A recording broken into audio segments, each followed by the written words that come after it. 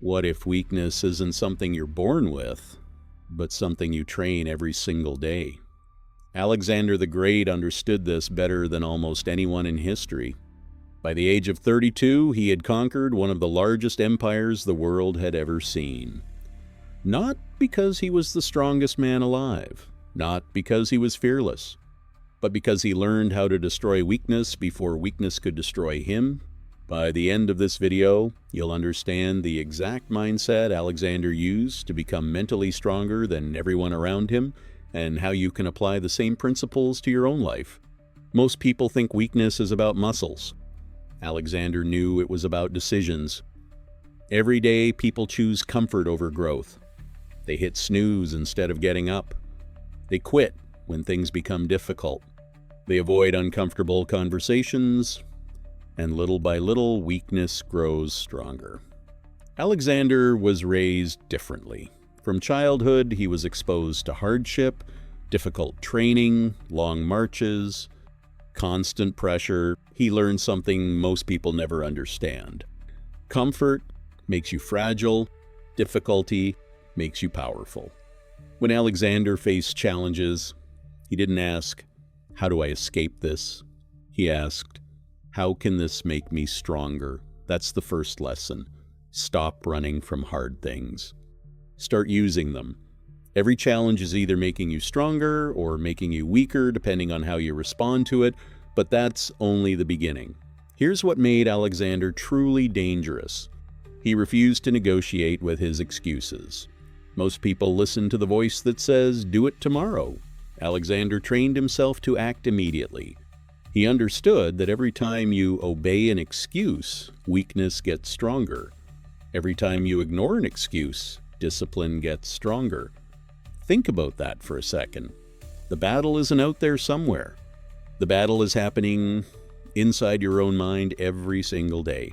And Alexander fought that battle relentlessly. But there was another secret. Alexander surrounded himself with strong people, warriors, generals, men who demanded excellence. He knew weakness spreads through groups just like strength does. If everyone around you makes excuses, you'll eventually make excuses too. If everyone around you pushes harder, you'll start pushing harder. Alexander created an environment where weakness wasn't accepted. That's why his army achieved things most people thought were impossible. Now here's the lesson that changed everything. Alexander didn't wait until he felt confident. He acted first. Most people believe confidence comes before action. Alexander understood the truth. Confidence comes from action. Every battle he survived became proof. Proof that he could handle pressure. Proof that he could overcome fear. Proof that he was capable of more than he originally believed.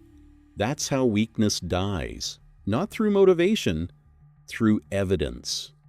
Every difficult thing you do becomes evidence that you're stronger than you were yesterday. Eventually, your identity changes. You stop seeing yourself as someone who avoids challenges. You start seeing yourself as someone who attacks them. And that's exactly what happened to Alexander. He didn't become fearless overnight. He became fearless because he repeatedly proved to himself that he could handle difficult things. So if you want to destroy weakness, stop waiting for the perfect moment.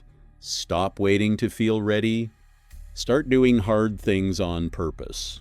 Wake up earlier, train harder, learn new skills, have difficult conversations, put yourself in situations that force you to grow, because weakness survives in comfort. Strength is built in struggle. Alexander the Great didn't conquer the world because he was special. He conquered it because he mastered himself first. And the same opportunity exists for you. The question is simple. Will you keep feeding your weakness, or will you start starving it today? If you enjoyed this video, subscribe for more powerful lessons from history's greatest minds. And comment one weakness you're going to eliminate starting today.